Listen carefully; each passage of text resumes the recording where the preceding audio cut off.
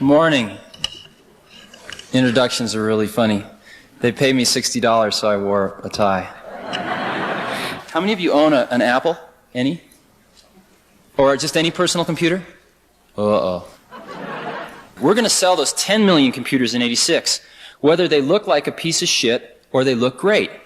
You know, by '86, '87, pick a year, people are going to be spending more time interacting with these machines than they do interacting with their big automobile machines today. People are going to be spending 2-3 hours a day sometimes interacting with these machines. So we had three options. One was to do nothing. And as I mentioned, we're all pretty young and impatient, so that was not a good option. The second one was to put a piece of garbage computer in a book. And we can do that, but our competitors are doing that, and so we don't need to do that.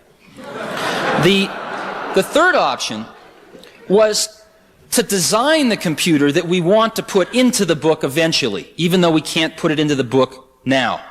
But we're solving the problems of injecting some liberal arts into these computers.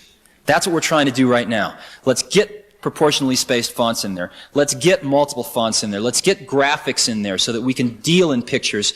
And where we've got to get to is where people 3-4 years from now are using these things and they go, wasn't this the way it always was? The fact that computers and society are out on a first date in the 80s.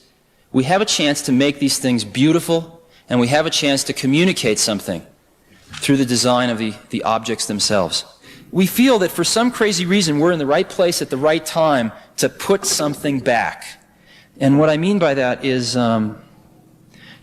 most of us didn't make the clothes we're wearing, and we didn't cook or grow the food that we eat, and we're speaking a language that was developed by other people. We use a mathematics that was developed by other people. We are constantly taking.